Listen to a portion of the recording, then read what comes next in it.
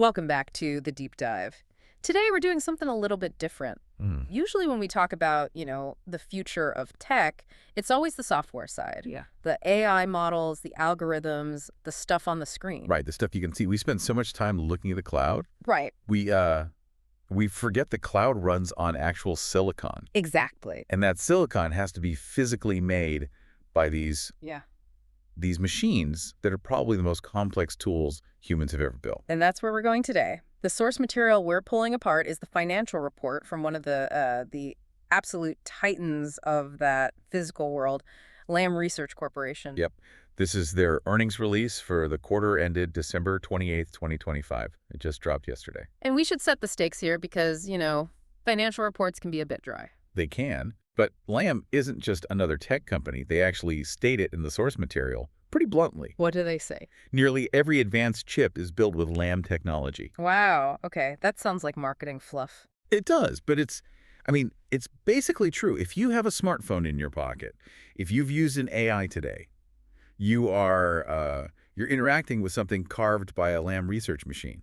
So our mission today is to use these numbers as a kind of radar for the whole global economy. Exactly. We want to see where the chips are being made, who's buying the equipment, and, what this really tells us about the AI revolution as we're kicking off 2026. And it's a fascinating picture. A little contradictory, even. Okay, so let's start with the headline numbers just to ground us. This is a Fremont, California company. What's the top line? For the quarter, Lam pulled in revenue of $5.34 billion. $5.34 billion. Okay, so I was looking at the comparison to the last quarter, September 2025, and the revenue was Practically the same. It's flat. It is effectively flat. Yeah, and in the tech world, flat is usually a dirty word, right? Investors want that line to go up and to the right. They do. And if you just glance at the chart, maybe you'd worry. But you have to listen to the commentary from the CEO, Tim Archer. What did she say? He framed this quarter as having capped a record year. So not a stalled car, more like. More like a cruising altitude. I mean, think about it. Getting a heavy machinery business to over $5 billion a quarter is hard. Sure. Maintaining that level shows huge demand. They're not in a slump. They're holding a very high peak. That's a good point. Stability at that scale is impressive. But what really jumped out at me was the profitability, the gross margin. 49.6%. I mean, that's just absurd for hardware, isn't it? Software companies get those margins, but Lam is building huge physical machines. And they're keeping 50 cents on every dollar. How? It tells you they have pricing power. They were not selling a commodity. They're selling a capability that customers, your TSMCs, your Samsungs, literally cannot get anywhere else. You want to build the chip, you pay the toll. And that toll adds up. Net income of what, $1.59 billion? Pure profit. And their earnings per share, the EPS, it actually ticked up about 2% to $1.26. So even with flat revenue, they got more efficient. It's exactly. Okay, so they're a financial fortress. But this is where I want to push past that, because when I scrolled down to the geographic breakdown, I actually laughed out loud. You saw the U.S. number, didn't you? I saw the U.S. number. We just said this is a critical U.S. tech company, right? Silicon Valley. What percentage of their revenue came from the United States? 5%. 5. Just 5? That just feels wrong. I mean, I know manufacturing moved offshore, but 5%. It's a stark reality check. And Europe is even smaller. How small? Just 2%. 93% of the business for this American titan is outside the U.S. and Europe. Where is it all going? It's going to the global foundry, and the #1 spot by a huge margin is China. How big a margin? 35% of Lam's total revenue for the quarter from China. Okay, hold on. We hear constantly about trade restrictions, export controls, the chip war. Right. And yet over a third of their money is coming from China. How is that possible? It's a great question. You have to remember the controls. They generally apply to the most advanced bleeding-edge equipment. The AI training stuff. Exactly. But there's this massive ocean of demand for what you'd call legacy chips. Legacy chips. Yeah, chips for your car, your washing machine, industrial robots. They don't need the tiniest transistors. Yeah. And China is building out massive capacity for those mid-range chips. I see. So the chip war stops the very tip of the spear. But the rest of the spear is being manufactured in Shanghai. And Lam is selling the tools to do it. Who else is buying? Korea and Taiwan are tied for second. They're each at 20%. Okay. And then Japan is about 10%. So if I add that up, China, Korea, Taiwan, Japan. That's 85% of their revenue. right there. Just in East Asia. That's where the factories, the fabs are. That's where the concrete is poured. It really shows the difference between design and make. California designs the chips. NVIDIA, Apple, they're here.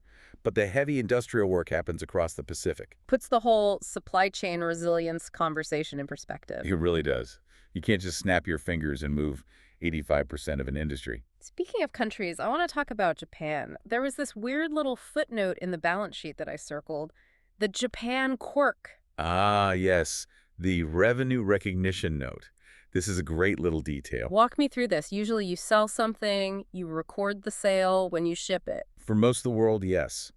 But Lam has a specific deal with its Japanese customers, where control doesn't transfer until customer acceptance. Customer acceptance. That sounds polite, but also like a nightmare for the CFO. It means the machine has to be delivered, installed, tested, and the customer has to literally sign off saying, yes, this works. So it's like a pizza place couldn't count the sale until I ate the first slice and gave a thumbs up. Basically, yeah. And because of that, those shipments sit on their balance sheet as inventory at cost, not revenue. And that inventory number jumped, didn't it? It jumped significantly. The estimated future revenue sitting in limbo in Japan is now $226 million. Up from what, 131 million? Yep. So that's almost $100 million of extra equipment just sitting there waiting for a signature. So what does that tell us? It suggests a surge in deliveries to Japan that just hasn't hit the official books yet. It's a backlog. It's a leading indicator hidden in a footnote. I love stuff like that. Okay, so let's pivot from where to what. What is Lam actually selling? They break it into two main buckets, systems revenue and customer support related revenue. And systems is the big new machines. Correct. That was about $3.36 billion. This is your leading edge equipment for deposition and etch. Okay, stop. Etch and deposition. We need a quick explain. Like, I'm 5 on this. What are these machines doing? Sure. Think of it like building a skyscraper, but on microscopic level. You need to do two things over and over. Okay. You need to add material and you need to remove material. Add and subtract. Deposition is adding. You're laying down a floor of, say, copper. You're depositing material. And etch is the subtraction. Etch is the carving. Yeah. After you lay down that material, you have to carve out the patterns, the channels. You use plasma to eat away the parts you don't want. So Lam builds the high-tech concrete pourers and the high-tech plasma chisels. That's a great way to put it. And they are arguably the world leader in the etch part of that. Got it. So that's the 3.36 billion. But the other bucket, customer support, was almost $2 billion. That seems huge for just maintenance. It is huge. But it's more than maintenance. It includes spares, upgrades, and something they call the Reliant product line. Reliant? What's that? That's their brand for refurbished or non-leading edge gear. Remember China buying tools for washing machine chips. Right. They don't need the brand new machine. They need the workhorse from 5 years ago. That's Reliant. So they make money on the new sci-fi tech, and then they make a fortune reselling the older models and keeping the old fleets running. It's a brilliant model. Once a fab has a Lam machine, they're kind of locked in. They need Lam parts, Lam service. It's a recurring revenue stream. But looking at the trend lines here, new system sales aren't slowing down at all. No, and that's a key signal. If you go back a year, systems revenue was $2.6 billion. Now it's over 3.3. That's a huge jump. A massive jump. And it's outpacing the growth on the support side. What does that mean? It means the industry is in expansion mode. They're not just fixing what they have. They're building new production lines. They're adding capacity. And why now? What's driving this rush in early 2026? 2 words, market transition. And let me guess, one of those transitions involves 2 letters, A and I. You got it. The CEO, Tim Archer, he was very clear. He said, with AI accelerating, we are ramping execution velocity. Execution velocity, corporate speak for hurry up and build more. Pretty much. Mm-hmm. But there's a technical reason, too. He mentioned the move to smaller, more complex 3-dimensional devices. 3D stack. Exactly. Yeah. To make AI chips faster, we can't just shrink them anymore. We have to stack them up. Think about high bandwidth memory, HBM. It's like a stack of memory chip pancakes. And building a stack of pancakes is harder than one big one. Much harder. You have to drill these tiny vertical holes through the layers to connect them. That drilling, that's etch. That's Lam's bread and butter.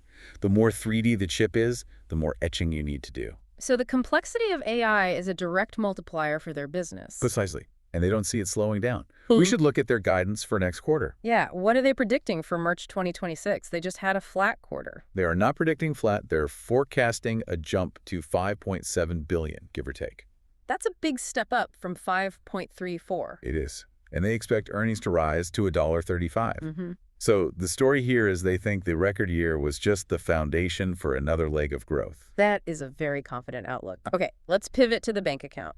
We made all this money. What are they doing with it? I saw their cash pile went down. It did. From 6.7 billion to 6.2 billion. So they burned $500 million. Not at all. The money wasn't lost, it was deployed. If you're a shareholder, you were probably thrilled. How so? They spent 1.46 billion on share buybacks. Whoa, in 1 quarter? In 1 quarter.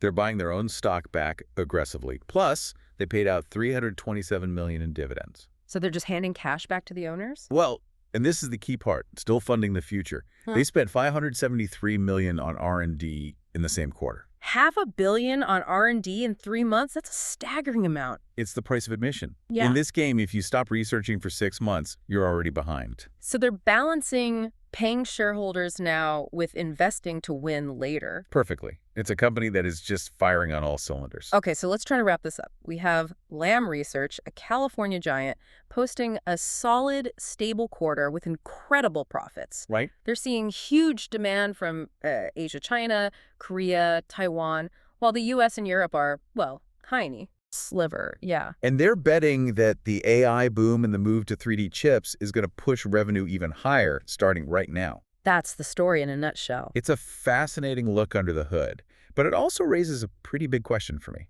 What's that? We have this company that is essential to the AI revolution. AI is the new oil, right? It's a national security issue. And yet, this American company that makes it all possible sells 35% of its gear to China and only 5% to the U.S. That is the tension, isn't it?